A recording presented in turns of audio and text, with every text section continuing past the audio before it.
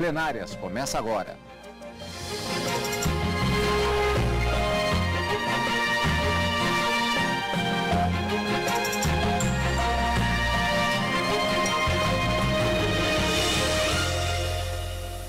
Acabou sendo declarada inconstitucional a possibilidade dessas empresas, dessas pessoas jurídicas de direito privado contribuírem para o financiamento de campanhas políticas. É que o fator de descrime que autorizaria tratar desigualmente os cidadãos não me parece adequado à finalidade de assegurar a normalidade e a legitimidade do pleito eleitoral. Sabemos que isonomia significa, em última análise, tratar desigualmente aos desiguais, dito por essa, visto por este ângulo, na medida em que se desigualam. E a medida dessa desigualdade, a meu juízo, me parece mais voltada e preocupado com a saúde econômico-financeira do contribuinte, no caso, do cidadão que quer fazer a doação, do que a finalidade do preceito. Por isso é que eu entendo que o fator aqui de descrime não se legitima, e não se legitimando, eu entendo afrontado o princípio da isonomia na linha do voto do relator.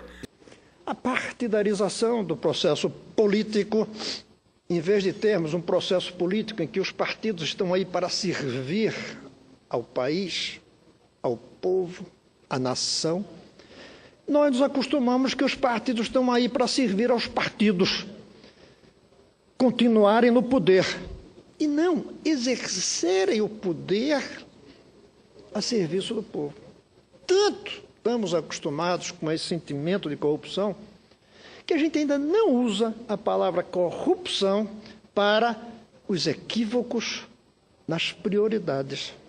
Nós só usamos corrupção para o comportamento do político e não para as prioridades das políticas públicas.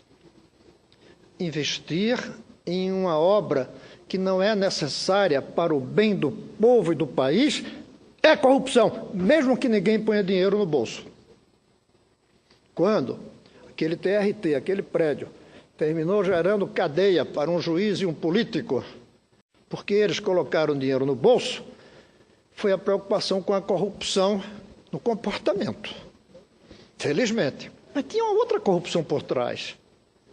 É que 100, 200, 500 metros dali tem gente sem esgoto. E a gente fez um prédio de luxo para o serviço público. Isso é corrupção. Prédio de luxo público em um país sem água, sem esgoto nas casas, é corrupção nas prioridades. Compete a nós, juízes, fazer com que não haja esse contorno e que se resguarde a legalidade. E por isso mesmo, tudo aquilo que pode fazer com que, na dinâmica das instituições, se tenha o resguardo desses princípios constitucionais, da formação da vontade popular, por quem é? Do povo. Ou seja, o cidadão é que participa do processo, em qualquer condição, de candidato ou de eleitor, de eleito ou de, enfim, de participante como militante de uma determinada ideologia ou de uma determinada agremiação. A participação no processo depende dessa condição de cidadania que é própria da pessoa física, e por isso mesmo eu considero que está, sim, contrária à Constituição, a norma que estabelece essa condição. Por que disso? O corporativismo, como nós dividimos a política brasileira, em que cada parlamentar representa um grupo e não o povo, ou uma parcela mesmo do povo, não representa um sindicato, representa uma igreja, representa um grupo de empresários. Veja as bancadas. Bancada da bala, que representa basicamente produtores de armas. Bancada da Bíblia, que representa os representantes de igrejas. Bancada dos bancos. Bancada do agronegócio. E a bancada do povo? E a bancada do Brasil? Não tem. Porque corporativizamos a política. Espaços que tradicionalmente são reservados para a política. Este é um fenômeno cíclico e não é grave se ele for transitório. Mas é preciso ter em linha de conta que não há democracia sem política de qualidade, sem política de credibilidade. A ideia de que a racionalidade do direito possa ocupar todos os espaços e sobrepor-se invariavelmente à política é uma ideia ruim, com graves implicações para a democracia. Portanto, quem observa o cenário nacional deverá constatar que o nosso problema não é de excesso de judicialização. O nosso problema é de escassez de boa política.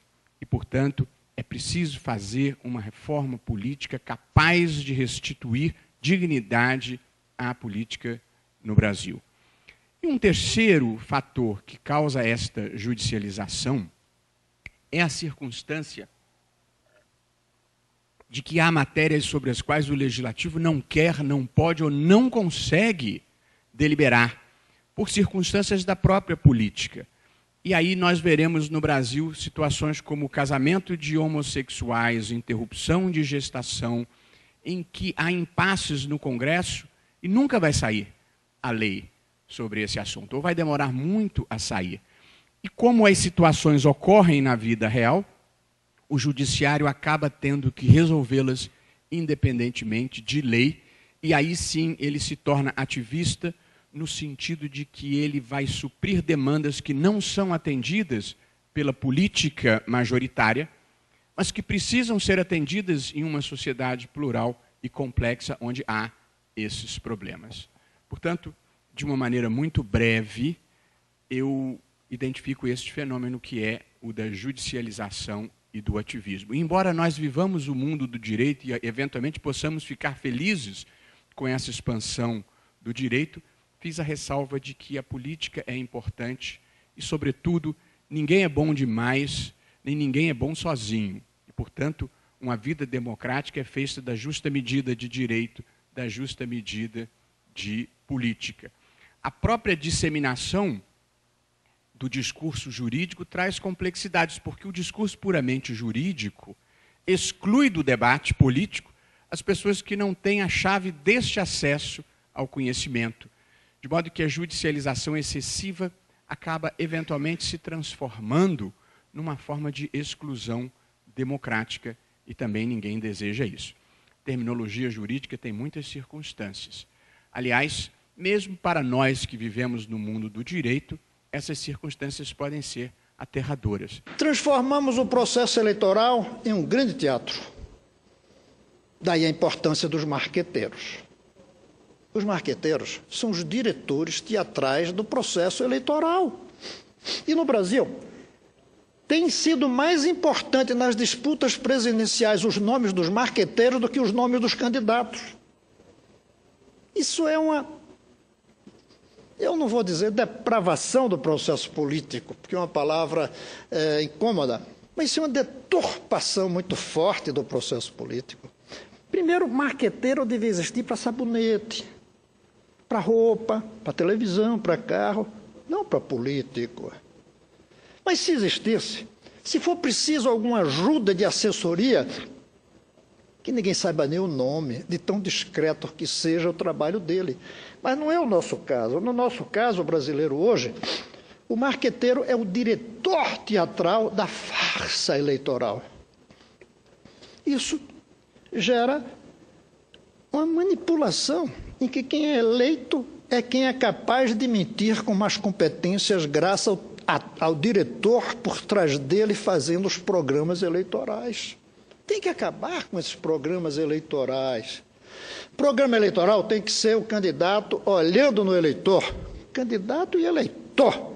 Sem nada por trás disso. Até se ele quer dizer que fez obras, que ele diga, não mostre. Não precisa disso. Isso é teatralização da política. Isso é a política cinematográfica, que leva ao que a gente descobriu em 2015, que carrega mentiras, que mostra um Brasil que não é o real e que propõe um Brasil que não é possível, que a gente viu. O Brasil que apareceu na campanha de 2014 era o das tarifas elétricas baixas. O Brasil que apareceu em 2015 das tarifas elétricas altas. O povo descobriu essa manipulação. 2015 é o ano da descoberta do Brasil real. Do Brasil em que a gente falseia o processo eleitoral. Até aqui, a gente nunca tinha visto com tanta nitidez a diferença, o divórcio entre promessas e programas na hora de executar. Não tinha se visto com tanta nitidez. Até porque, como não havia a reeleição, não havia candidato presidente, salvo 2 antes apenas. Foram 2 experiências de reeleição apenas. É nessa terceira que se demonstrou a farsa de uma presidente candidata, mostrando um Brasil que ela teria feito que não era a verdade, e propondo um Brasil que ela faria que não seria a verdade. Essa manipulação, ela traz problemas muito sérios. E a gente não percebia. 2015 é o ano da descoberta do Brasil manipulado na política. Em 1989, eu estava entrando para a universidade, passei no vestibular, na época o temido vestibular, e estava iniciando os meus estudos. Era uma época de sonhos, era uma época em que praticamente quase todos os estudantes das universidades brasileiras estavam imbuídos num projeto de mudança desse país. Nossa estrela a ser seguida, nosso líder, vamos dizer assim, se chamava Luiz Inácio Lula da Silva. Me lembro da música, posteriormente, que era cantada quase como se fosse um hino, Lula lá. Esse projeto de poder que o Partido dos Trabalhadores construía, esse sonho, ele cresceu. E aquilo a gente defendia como se fosse uma religião até. Chegou-se ao poder aquele projeto, aquele sonho de mudar o Brasil, aquele sonho de colocar o Brasil. E infelizmente, eu digo isso aqui e não falo com alegria, porque eu fui um dos que sonhei esse sonho junto. Mas, infelizmente, o que o presidente Lula nos dizia, o que o presidente Lula dizia a todo o Brasil não era verdade. Não estava calcada na verdade. Quantas vezes ele chamou e disse que aqui esse legislativo brasileiro era composto de picaretas. Falou que ali tinha 300 picaretas. Ele era um parlamentar, senador Ferraço, que quantas vezes vi entrevista dele dizendo, demonizando até essa verba que tem para os parlamentares trabalhar, ele era contra. Tamanha era a santidade, a aura de santidade que ele se coroou para chegar ao poder. Foi isso que o presidente Lula vendeu. Quem é responsável pela ascensão e queda, pelo sucesso e declínio dele, foi ele. O presidente Lula construiu a sua trajetória, a sua ascensão com suas palavras, com seu discurso, e construiu seu declínio com seu discurso e com seus atos. O Brasil está com a democracia sólida como nunca teve. Um momento de ebulição da democracia, porque as instituições estão funcionando de forma ordeira, de forma serena e de forma muito alicerçado nos pilares legais construídos por essa casa, pilares legais que o ex-presidente Lula, como parlamentar, ajudou a construir. Pilares legais evocados em muitos momentos pelo Partido dos Trabalhadores e por seus membros. Agora, a única coisa, e é bom que a gente deixe essa história do tamanho que ela é, a única coisa que está acontecendo aqui é que houve uma dissonância, houve uma quebra entre o discurso e a prática. E o que levou isso foi justamente as manobras, o discurso rasteiro, a mentira. E isso a população brasileira já descobriu. Que esse é um governo que mente, que deixa mentir. É um governo que rouba e que deixa roubar.